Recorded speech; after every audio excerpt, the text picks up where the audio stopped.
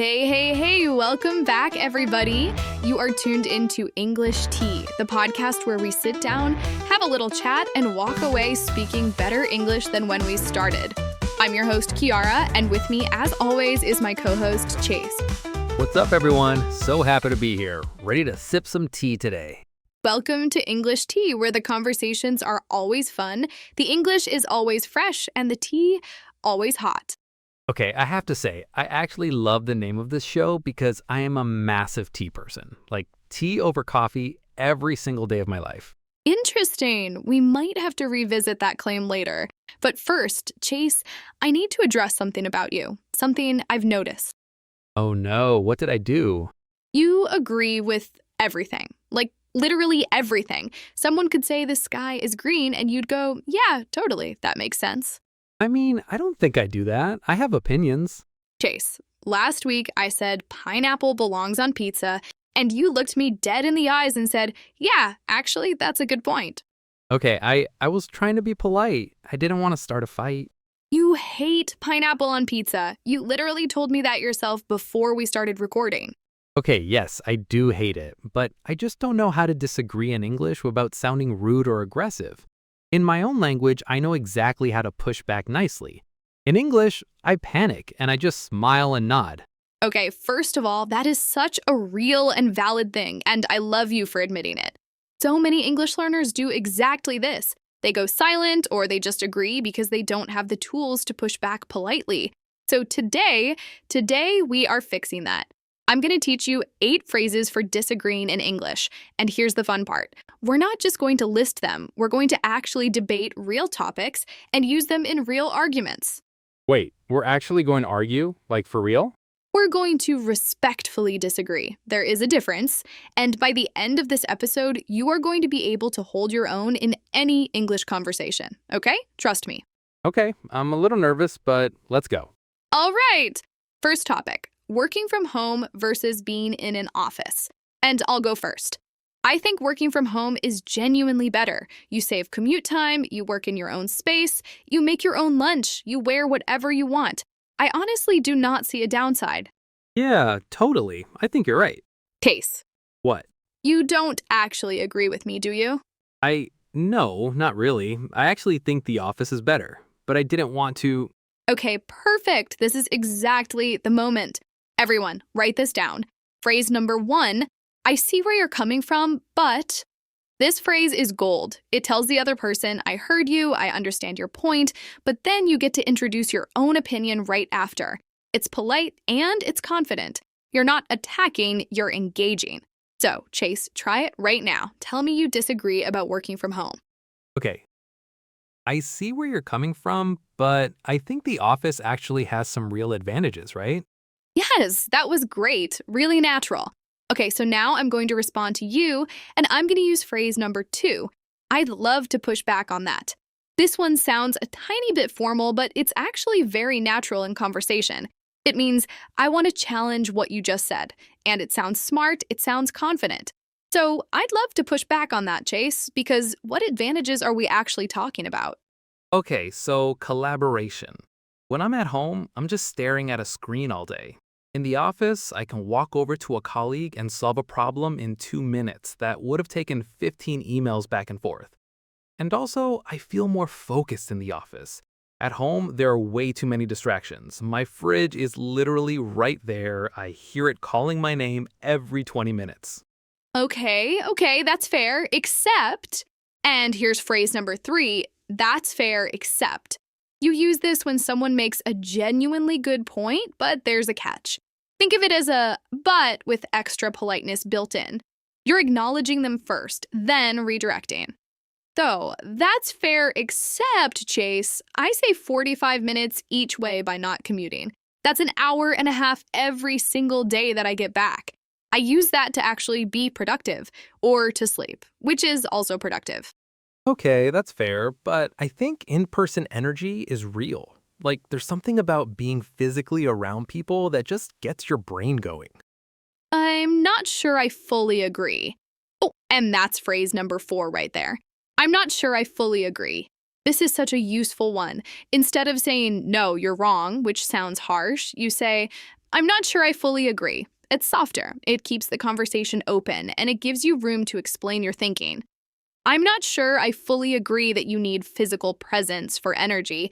I get just as fired up on a good video call, or honestly, recording this podcast from my couch. Okay, topic 2, texting versus calling, and I have a very strong opinion on this. Texting is better. Full stop. End of discussion.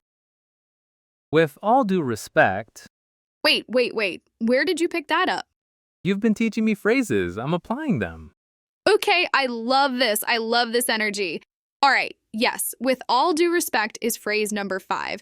And this one has a little edge to it. When you say, with all due respect, you're signaling, I'm about to say something you might not love, but I'm going to say it anyway. It sounds formal, it sounds confident, and it carries weight. You use it when you really want to stand your ground. Okay, Chase, with all due respect. With all due respect, Kiara, calling is so much more efficient. One phone call and I can say in 30 seconds what would take me 10 minutes to type out. And you actually hear the person's tone. You know if they're joking or serious or upset. Okay, hear me out. Oh, is hear me out a phrase? Yes, that's phrase number 6. Hear me out. You say this when you know your argument might sound a little surprising or unconventional, and you want the other person to let you finish before they react. It's like saying, just give me a second. I promise this is going somewhere. Hear me out. Texting gives you time to think. On a call, you have to respond instantly, in real time, no pauses. With a text, you can craft your answer, reread it, delete that embarrassing first draft, which, by the way, I do constantly, and you can text during a meeting without anyone knowing, which I am also doing constantly. Okay, but there's another way to look at it though. Okay, yes, there's another way to look at it though. That is phrase number 7, and it is one of my personal favorites. It's a gentle, collaborative way to introduce a different perspective. You're not saying the other person is wrong, you're just saying, hey, let's zoom out a little. It keeps the tone warm. Okay, Chase, there's another way to look at it though. Go ahead. There's another way to look at it though. A phone call is actually more human. You hear someone's real voice, their real emotion, their laugh. A text is just words on a screen. You can misread the tone completely. Like someone says fine, and you spend 3 hours trying to figure out if they're actually fine. Okay, bonus round. And this one ties back to something you said at the very top of the episode. You said tea is better than coffee. I stand by it 100%. I think we might be talking about different things. Wait, is that the last phrase? That's phrase number 8. I think we might be talking about different things. You use this when a debate has gotten a little muddled, or when you realize both people are actually arguing about slightly different versions of the same topic. It's a reset button. It de-escalates and refocuses. So I think we might be talking about different things because when I say coffee, I don't mean a burnt gas station coffee. I mean a proper espresso, a perfectly made oat milk latte, a third wave pour-over situation. Hear me out. I see where you're coming from, but a really good cup of tea, like a proper loose leaf brewed at exactly the right temperature, maybe a little honey, that is a completely different experience.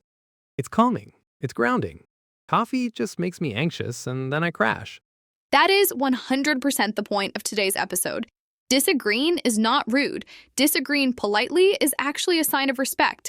It means you're taking the other person and the conversation seriously. The people who just nod along and agree with everything, ironically, they're the ones being dismissive because they're not actually engaging. Okay, let's do a quick recap so everyone walks away with all 8 locked in. Ready? Phrase 1, I see where you're coming from, but you acknowledge the other person's point, then introduce your own. Phrase 2, I'd love to push back on that. Confident, direct, signals that you're about to challenge something. Phrase 3, that's fair, except great when someone makes a good point, but there's a catch you need to address. Phrase 4, I'm not sure I fully agree. Softer, keeps the conversation open, doesn't shut anyone down. Phrase 5, with all due respect, a little formal, a little bold, use it when you really want to stand your ground. Phrase 6, hear me out. Use it when your argument is a bit unconventional and you want space to explain it. Phrase 7, there's another way to look at it though. Gentle, collaborative, zooms out to a new perspective. And phrase 8, I think we might be talking about different things. The reset button. Use it when the debate has gotten confused or gone sideways. That's all we want. Real English for real life, not textbook stuff. Actual phrases you'll use tomorrow. All right, that is it for today's episode. I hope you guys enjoyed your tea today. Please like and subscribe. We love you, and we'll be back soon with another episode. Till then, keep sipping. What's something you disagree with but couldn't say in English? Tell us below. We read every comment.